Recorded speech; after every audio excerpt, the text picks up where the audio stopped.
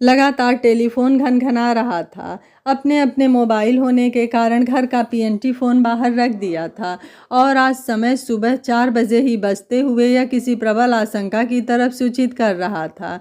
घुटने के दर्द के कारण सुशीला देवी को उठने में दिक्कत हो रही थी, तो उन्होंने पास में सोते पति अशोक का कंधा हिलाते हुए उठाने की कोशिश की। देखो, इतनी सवेरे कहाँ से फ़ोन आया है?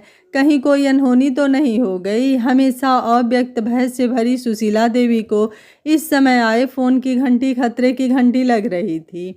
अशोक जब तक उठ पाते तब तक फ़ोन कट चुका था, पर वह दोबारा बजने लगा। बाहर जा अशोक ने लपक कर फ़ोन रिसीव कर पीछे धीरे धीरे सुशीला देवी भी आ चुकी थीं। बात सुनते सुनते अचानक अशोक के हाथ से रिसीवर गिर गया और वह धम्म से जमीन पर गिर पड़े। उनकी स्थिति देखकर घबराई सुशीला देवी तेजी से उनके पास गई और उन्हें उठाते हुए बोली, क्या हुआ आकृति? आकृति क्या हुआ? आकृति को अपनी बेटी का नाम सुनकर घबराई सुशीला ने जब अशोक का कंधा झकझोर कर पूछा, तब बड़ी मुश्किल से अशोक के मुख से शब्द निकले, आकृति बुरी तरह से जल गई है, सिविल अस्पताल ले जाई गई है, तुरंत ही चलना होगा। सुशीला देवी बेतहाशा रोने लगी। अपनी बेटी की यह खबर उन्हें अंदर तक हिला गई थी। अभी कल ही तो है जो उससे मिलकर आई थी। अशोक ने जल्दी ही कार बाहर निकाल ली और दोनों लोग अब आकृति की ससुराल के शहर वाले सिविल अस्पताल की तरफ बढ़ रहे थे। रास्ता लगभग 2 घंटे का था, पर सुशीला देवी को एक एक पल काटना मुश्किल था। उनकी एकमात्र पुत्री आकृति, जिसका स्मरण आते ही उन्हें दुख और सुख दोनों की अनुभूति साथ ही होती थी, आज जीवन मृत्यु के बीच संघर्ष कर रही थी। यही तो कहती थी वह हमेशा, देखना जब मैं मर जाऊंगी तब तुम लोगों की अकल ठिकाने आएगी। विवाह के सालों बाद हुई उनकी एकमात्र पुत्री उनकी बेहद लाड प्यार के कारण बेहद नकचढ़ी और जिद्दी हो गई थी। हर सोची हुई चीज को पाना उसका जुनून बन गया था और उसकी इस आदत को हवा दी उसके हर तरह से सुविधा संपन्न वातावरण ने। जहां अशोक की गिनती शहर के धनाढ्य व्यापारियों में होती थी, तो फिर वह एकमात्र पुत्री की इच्छा को कैसे ना पूरी करते। जैसे तैसे आकृति बड़ी होती गई, उसकी जिद जुनून में बदलती गई। माँ सुशीला देवी अक्सर उसे समझाने की कोशिश करती, लेकिन वह उन्हें झिड़क देती और उसके इस व्यवहार को साथ मिलता उसके पिता अशोक का। अपने इसी व्यवहार के चलते शादी की उम्र तक पहुंच जाने पर जब सुशीला देवी ने अशोक से इस विषय में बात करी, तो अशोक का कहना था कि उनकी लाडली बेटी जिसको भी पसंद करेगी वह सहर्ष उसका विवाह उससे करा देंगे। व्यवहार में जिद्दी और पढ़ाई में फिसड्डी आकृति को अपने विद्यालय के मेधावी छात्र नवीन में शुरू से दिलचस्पी थी, और जब नवीन ने यूनिवर्सिटी टॉप किया तो उसने ठान लिया कि वह नवीन से ही शादी करेगी।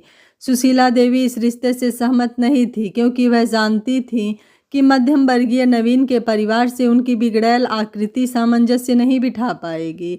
लेकिन अशोक ने यह कहकर हामी भर दी कि वह नवीन को सब सुख सुविधा उपलब्ध करा देंगे। सरल स्वभाव के नवीन के परिवार में सिर्फ उसकी माँ और एक बड़ी शादीशुदा बहन थी। शुरू से ही संघर्ष में जीवन बिताया हुआ नवीन पैसे का महत्व समझता था। विवाह के बाद आकृति के साथ शुरू में तो सब कुछ सही रहा, लेकिन फिर आकृति ने अपने स्वभाव की छटा परिवार में दिखानी शुरू कर दी। वह अक्सर नवीन की माँ से झगड़ा करती और उन्हें भला बुरा कहती। नवीन को अपनी माँ के विरुद्ध एक भी अपशब्द सुनना गंवारा नहीं था, तो वह अक्सर आकृति को चेतावनी देता कि अगर वह अपनी इन हरकतों से बाज नहीं आएगी तो वह इस विषय पर गंभीरता से सोचेगा। जिद्दी आकृति को उसकी माँ सुशीला देवी ने भी अपना व्यवहार सुधारने की कई बार चेतावनी दी, तो उसने उनको यह कहकर डराया, देखना जब वह मर जाएगी तो उन दोनों को पछताना पड़ेगा।